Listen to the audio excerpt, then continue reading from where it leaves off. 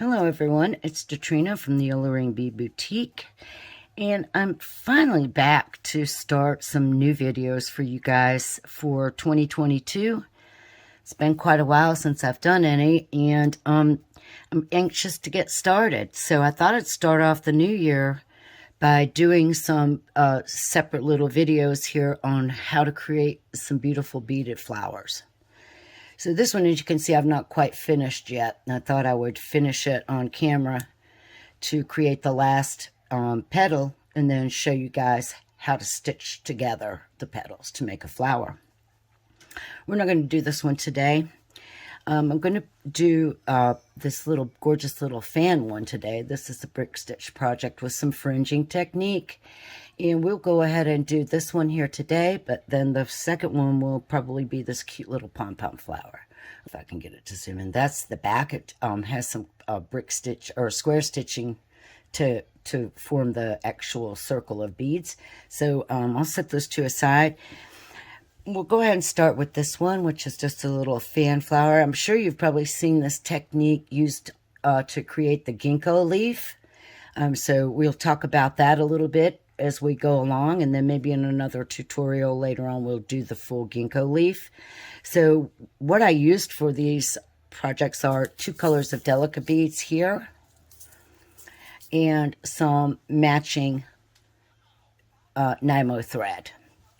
Of course, if you use the Nymo thread, you're going to need some type of thread conditioner. I use the microcrystalline wax that I stuffed into this old sewing wax thread conditioner. I took the other wax out and pushed the microcrystalline down in there.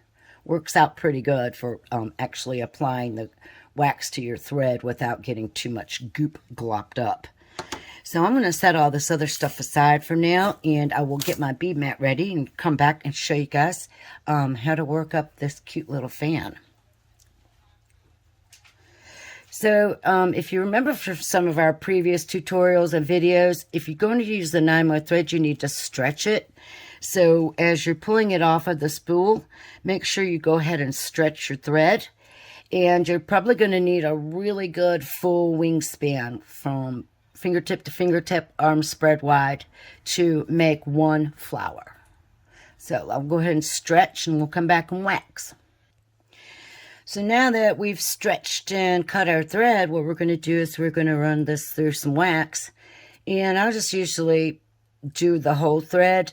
Some people don't do the whole thread, but I go ahead and do it.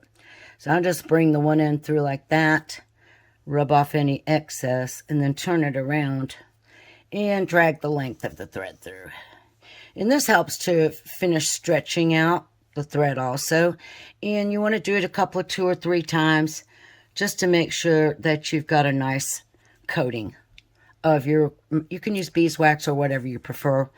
You can also use thread conditioner like Thread Heaven or some of that stuff, but I just like this microcrystalline wax. It works pretty well for me.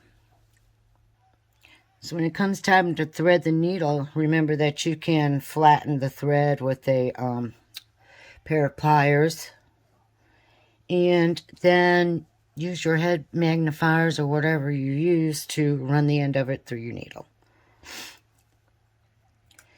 Alright, so because this is a brick stitch project, we have to start our base row using ladder stitch. And our base row is going to be 2 beads high, so I'll start by picking up 4 of my 11-0 delicas. I had used the darker purple for the majority color beads in this particular fan. I'm going to switch colors around in this one and do the majority of color in my lighter purple. And what I'm using here are some delicas that I got from Hobby Lobby, which are the Bead Treasures 11-0. The lighter color is purple lined crystal, and then my darker color is pink lined light blue, and it makes out for this pretty grape colored looking seed bead. All right, so I've got my 4 delicas picked up. I'm going to carry those towards the end of the thread, and I'm going to leave myself about 3 or so inches of tail so I have plenty of tail to hold on to and create the tension I need. I'm going to pass back up through just the first 2 beads And I'm going to pull tight so that this is what I have. Two sets of two sitting beside each other. And then I want to come back through these beads. I'm going to come down through the two on my left, which if you're right-handed, yours are probably going to be on your right. And then just to secure the thread, what I want to do is come back up through the two on the right-hand side one more time. And then I am going to get into position. All right, come on. There we go. Come up the two, the first two, and catch tail thread out. Then I will come back down through the two on the left, and that will get me in position to add my next set of beads. I haven't beaded in a while, so it's I've been having a little bit of a clumsy time. So you just have to bear with me. So now to make the next set, we'll pick up two more beads. Our thread is coming out of the bottom here. So what I'm going to do is take my needle and come down from top to bottom. Just like this. And when I pull, these two beads will sit to the left of the two on my base. And then to get into position, we just stitch up through the two new beads. And we're going to repeat those steps one more time for a total of 4 wide on our strip. So now my thread's coming out of the top. I've got 2 beads on, and I'm going to pass up from the bottom to the top. And that will situate the next 2 beads right beside the previous beads. Then I'm going to come down through those beads.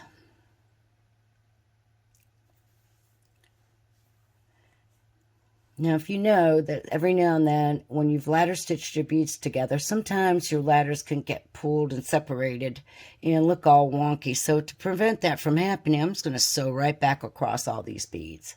So my thread's coming out here from the 4th set on the bottom. So I'm going to sew up through the 3rd set, down through the 2nd set, and then up through the 1st set. I kind of got my work twisted, so that's my 2nd set. And now I'll just sew up through that 1st set again. And now my working thread will be exiting the top of the beads exactly opposite of my tail thread, just like that. Now for the next row, what we're going to want to wind up with is 6 stacks of 2 beads coming across. And we only have 3 thread bridges here with which to add 6 sets of beads. So to begin each row, we will have to pick up 4 beads. Otherwise, we will only have a 1 bead high stack.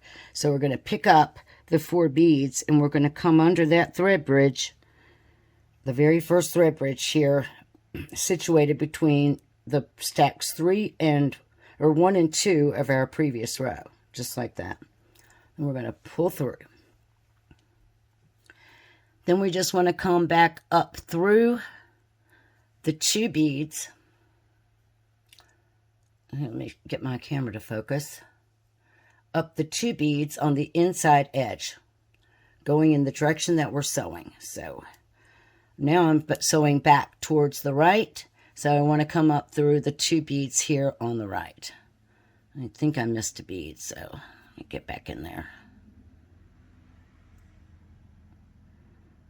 Yeah, sorry about that. I had actually just came up through 1 bead. So let's pull that through.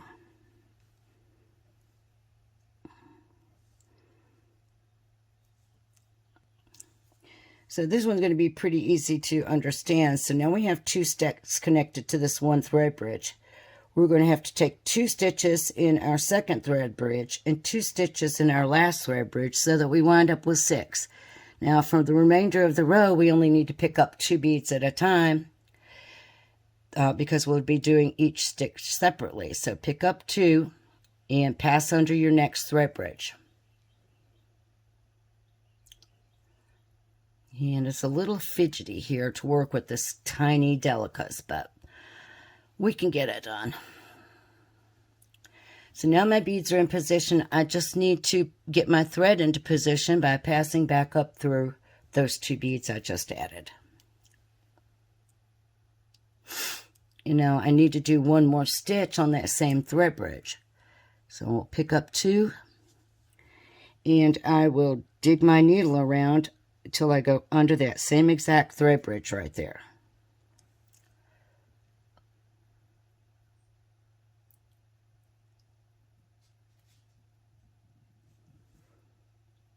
You can see that I caught that same thread bridge. So I'll pull the beads in.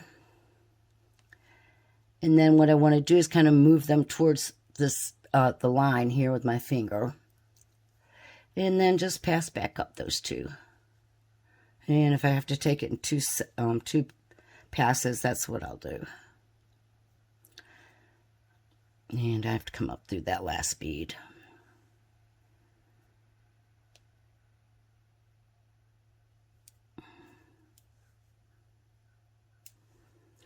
All right, so now we have 4 stacks.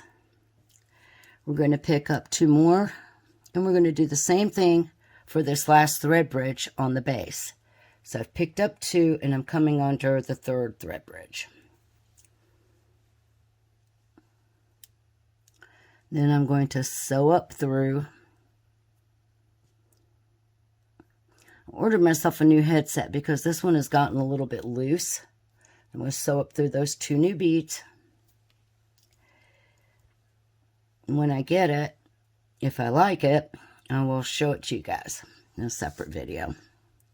Now I'm going to pick up the last 2 beads for the last stitch. And I just simply need to come under that last thread bridge here 1 more time. Just fish your needle in there until you catch that thread. Pull, and then step up.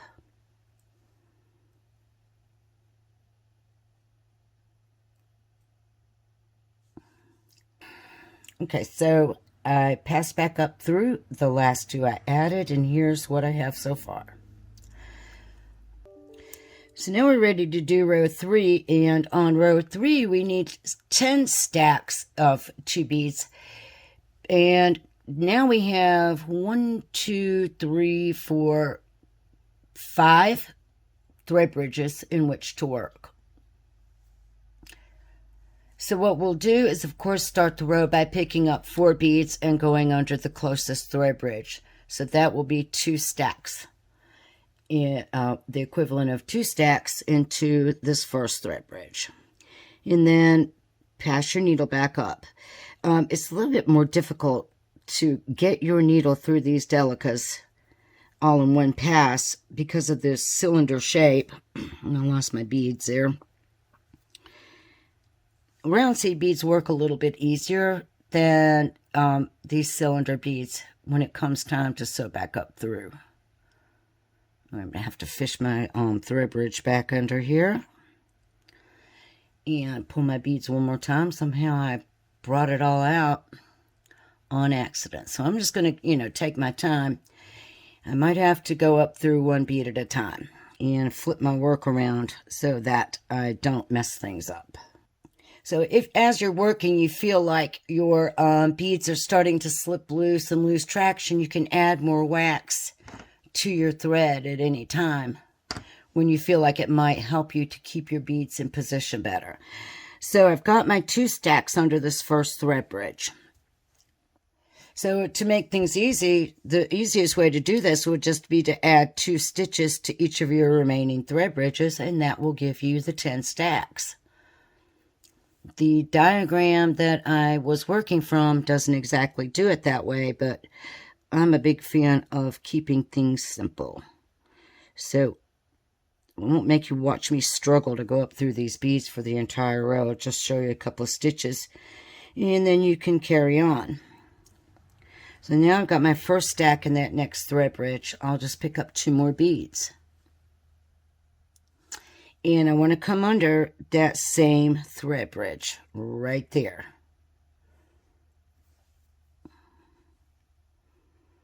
And then I also found that if I flip this work around and sew back towards the left, I can actually get up into those 2 beads a lot easier, like this, closer to my dominant hand because I'm left-handed. So we'll try that for now. So now we've got 4 stacks, so we're ready to go into our next thread bridge here. So we'll pick up 2 beads and come into that center bridge. Position those beads and sew back up through them. And pull. And you can take your thumb and hold the beadwork down like this if you need to give some extra shaping to your work. So now we have 4. We've got a few more to do. Actually, that was the 5th stack, so now we need to do the next stitch under the same thread bridge for our 6th stack.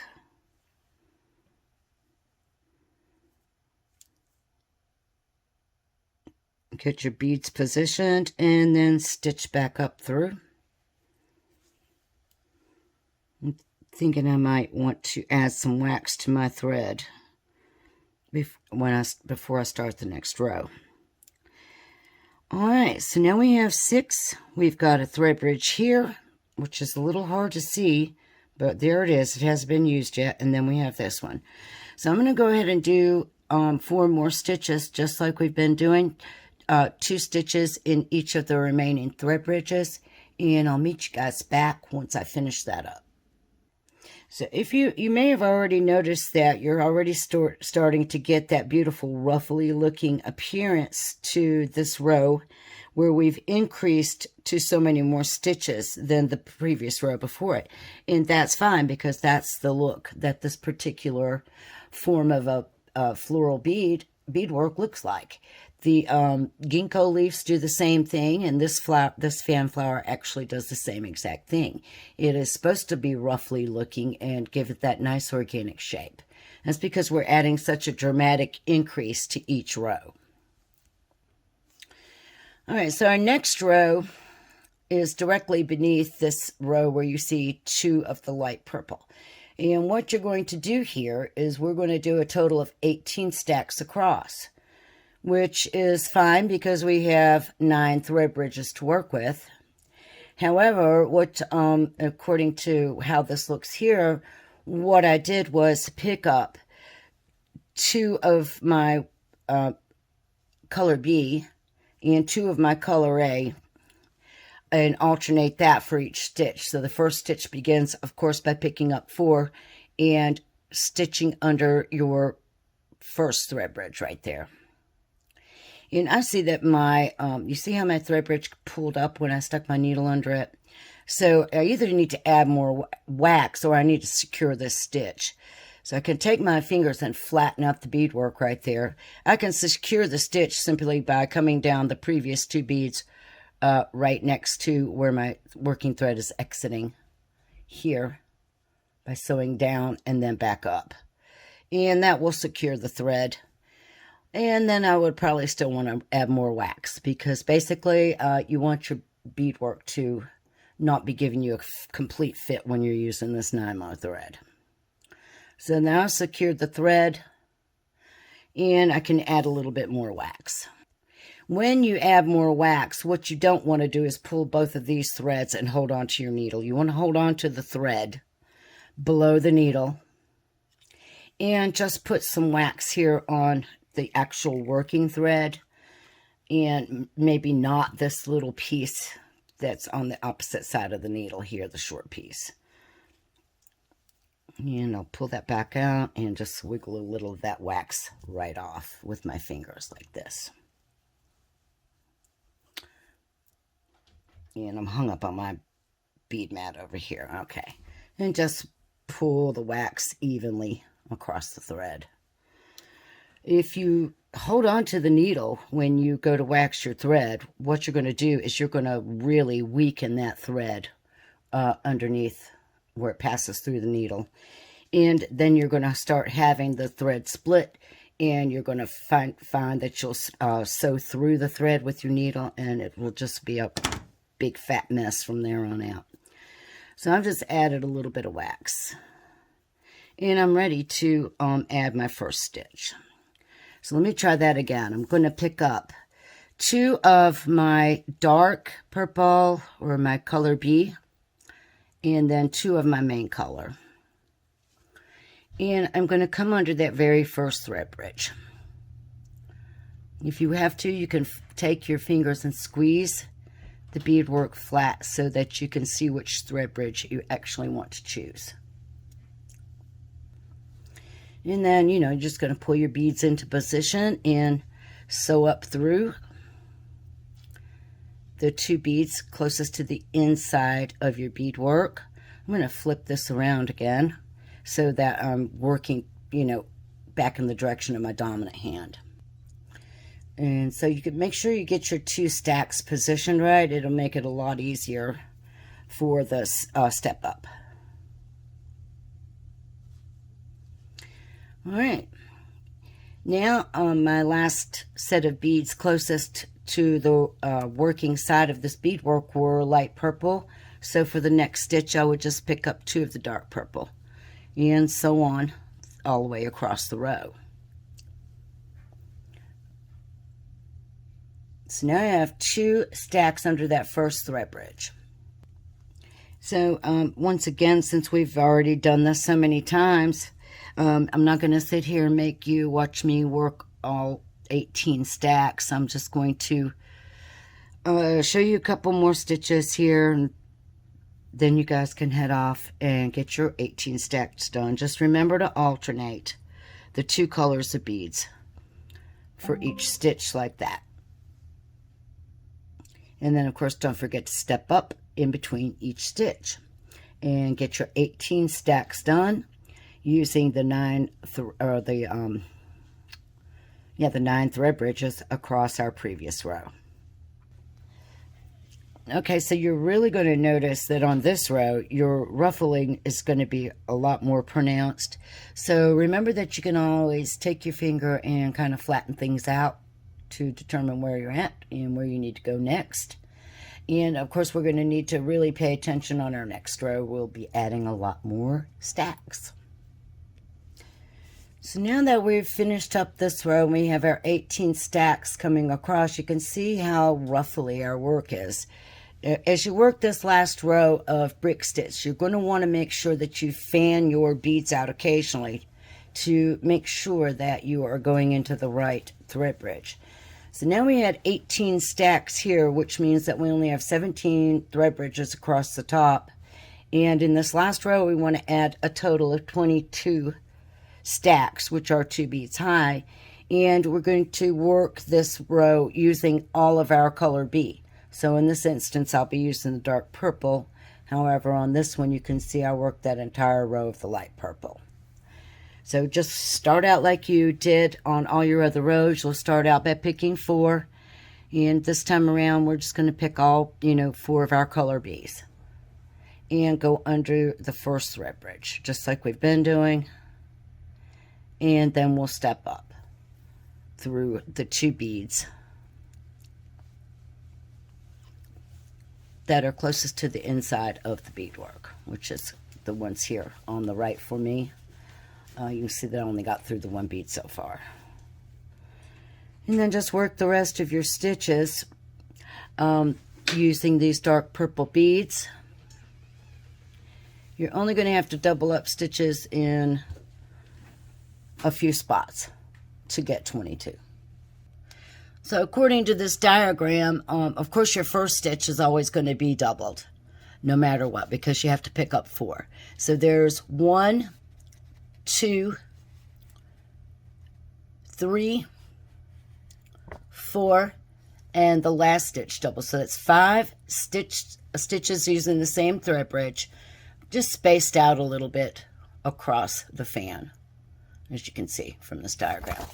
All right, so I'm going to go ahead and do that, and probably like every 3 or 4 stitches I will add a double under one, and that should get me to my my 5 sets doubled along the top and single stitches under the remaining thread bridges, and that should get me to my 22, and I'll meet you back. All right, so I finally got my 22 rows done, and I'm ready to add the fringe.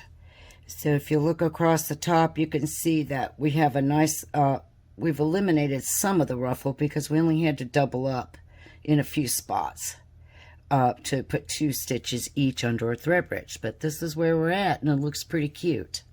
Now we're ready to do this beautiful fringe, and we're going to add 1 fringe to each stack.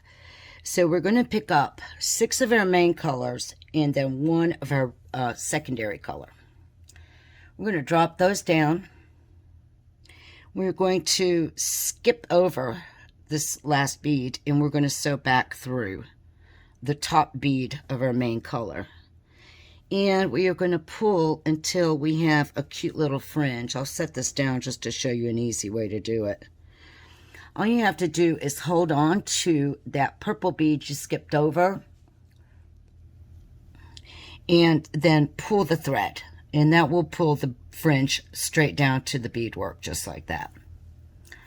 Once you have those beads in position, pick up 5 more of your main color, which I'm using the light purple, and sew back down through the same stack you're exiting. So you'll sew down through these 2 dark purple beads here on the end. The same stack I'm exiting is the one I want to sew back into. And there we'll have this cute little fringe.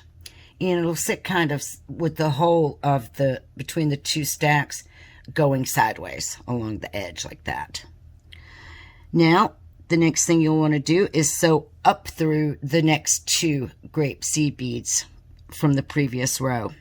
And mine are kind of over here on this other side, as you can see. And so what I might want to do, if I can't reach them in an easy fashion like this from the back side, you can always take your needle and pass under the thread bridge where we added the stitch, just like that, to get around to this other side of the beadwork where you can actually get up through your 2 beads easily. Once you have sewn up through the next stack, you're going to repeat the steps for the fringe. So you'll pick up 6 of your main color, and then 1 of your second color, like this. And carry them down. Whatever's the easiest way for you to carry them down. Let me zoom out just a little. All right, then we are going to skip over that second color and just sew back through the top bead of the main color. We are going to tighten our fringe down to the base and then pick up 5 more of our main color.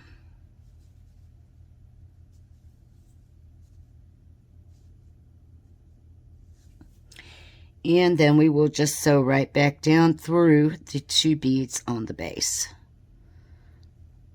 The same stack that we were currently working on. Don't let your threads get twisted around.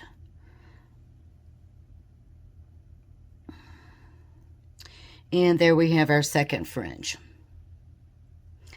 Now, we're going to sew up through the next set of 2 beads. And once you get past these like more intensely ruffled places, it will be easier to add the fringe where you have a more straight line across the top. But I had quite a bit of ruffle here at the end of this beadwork, so don't catch your tail thread. And then once you're in position, coming out of the next set of 2 beads, you can add your next fringe.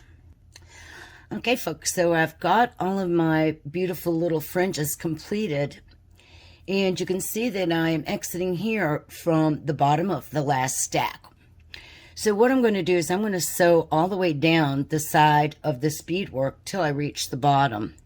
And what I want to do here is be extremely careful that I don't miss any beads, because it would really be bad to have an exposed thread show up this late in the game. So as I stitch down, I also want to make sure that my thread doesn't get caught on any of my gorgeous fringe. And I'm just going to keep moving slowly and get myself positioned down here at the bottom. It's sometimes easier just to go ahead and take it one stack at a time, as I'm doing right now, and really control where your thread is going so you don't catch your fringe. And once you get a little closer to the bottom, you may be able to sew through all the beads at once, or you can continue on just taking one stack at a time.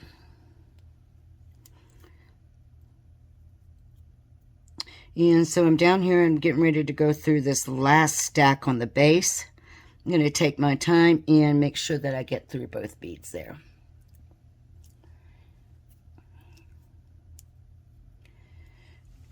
So now I am down here at the bottom, and I have a couple of options for ending my thread. I can sew up and down until I reach my tail thread here, tie a knot, move back through the beads, and cut the threads. On this one, because I was actually making these flowers for a larger necklace project, I wanted to add a little bit of length down here to the bottom. So what I did was I just basically brick stitched 4 more stacks of beads along the bottom here, and you could actually continue on, and either you could also use herringbone stitch to create a stem or whatever you want to do here. Because you have these 4 sets of beads, you could actually do herringbone really easily. All right, so there are my 2 beautiful little fan flowers.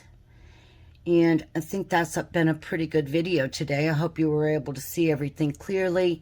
And it's a little bit, a little bit of an advanced project due to the level of increases that we made. It makes it a little bit more difficult to see what you're doing.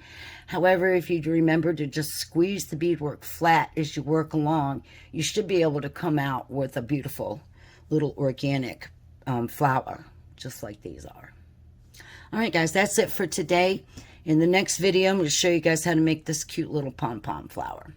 I hope you've enjoyed this video. Hope you have lots of fun creating these beautiful little flowers.